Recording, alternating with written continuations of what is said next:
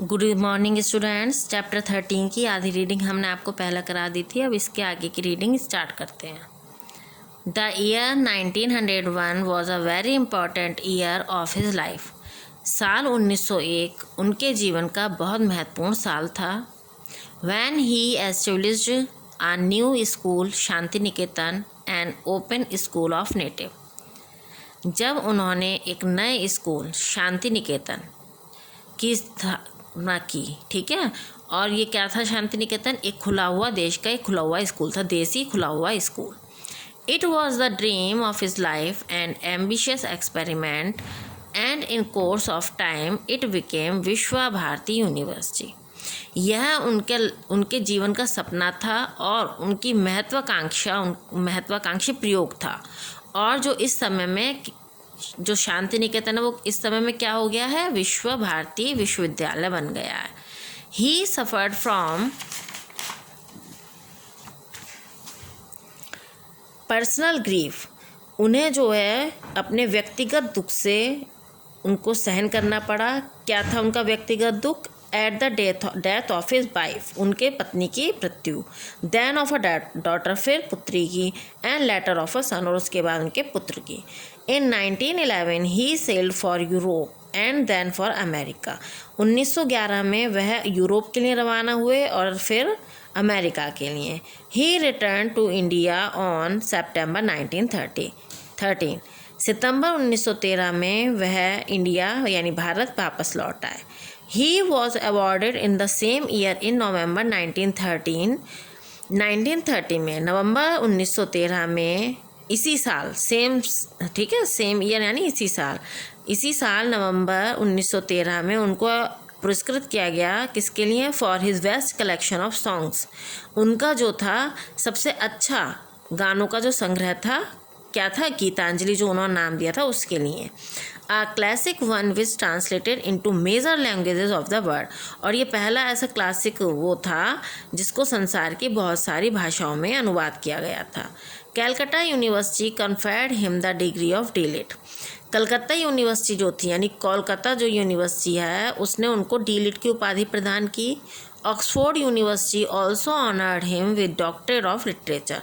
और जो Oxford university है उसने भी उनको साहित्य के डॉक्टरेट यानी डॉक्टरेट ऑफ लिटरेचर की उपाधि प्रदान की। Although the great poet had not received any systematic higher education from any college or university। यद्यपि इस महान कवि ने कभी भी जो है किसी भी अपनी व्यक्तिगत उच्च शिक्षा थी वो किसी भी कॉलेज और यूनिवर्सिटी से प्राप्त नहीं की थी। ही वॉज ऑल्सो कन्फेरेड नाइटहुड इन 1914। 1914 में उन्हें जो है नाइटहुड की उपाधि से भी पुरस्कृत किया गया। इन 1915 में गांधी जी विजिटेड शांति निकेतन।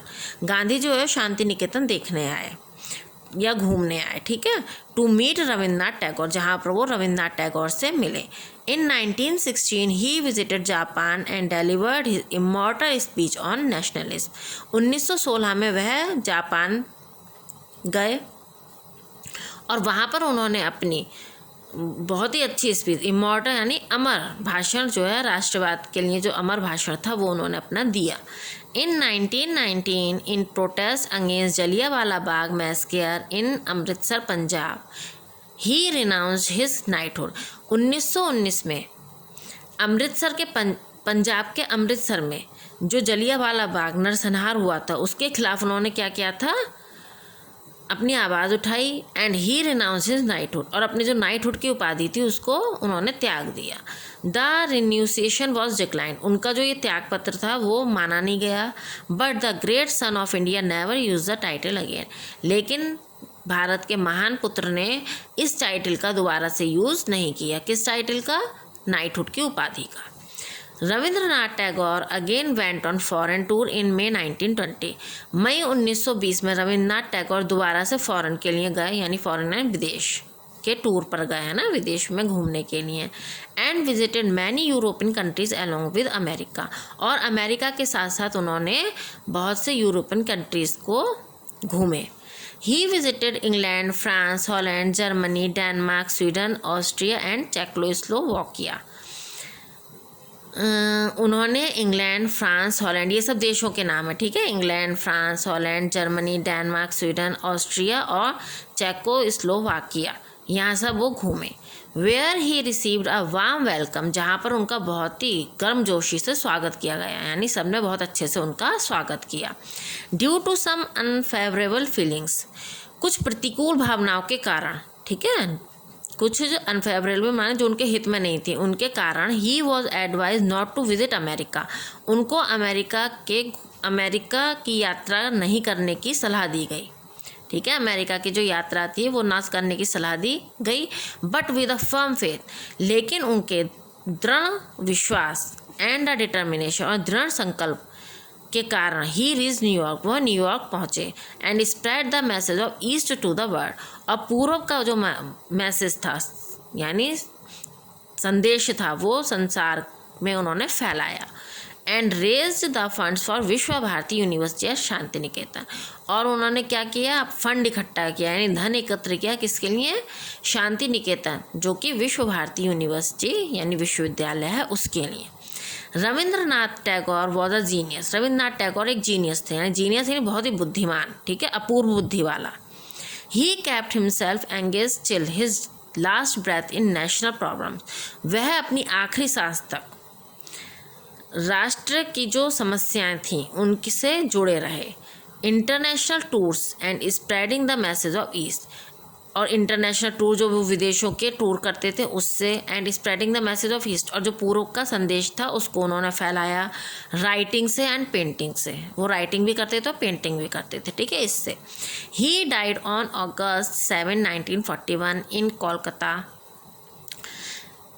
अगस्त 7 अगस्त 1941 को कलकत्ता में उनकी डेथ हो गई। Pandit Jawaharlal Nehru remarked on the Gurudev's death, Pandit Jawaharlal Nehru ने क्या रिमार्क किया, कि मैंने तो क्या बताया कि गुरुदेव की मृत्यु।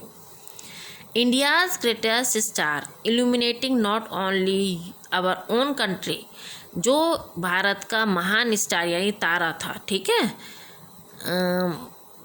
केवल हमारे अपने देश में ही उसके लिए दुख नहीं हुआ, but the world with the synthesis of the rich wisdom of the past and the present has said, बल्कि जो संसार के दूसरे देश थे वहाँ भी उनकी बुद्धिमानी को उसको माना जाता था।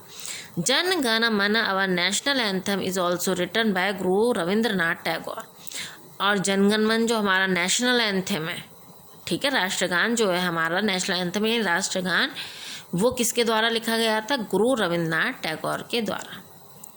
ठीक है बेटा, अब आपकी इसकी जो वीडियो है ये कंप्लीट हो गई है, बाकी इसकी एक्सरसाइज मैंने आपको भेजी थी वो आपने कर ली होगी, अब इसके क्वेश्चन आंसर आपको भेजे जाएंगे।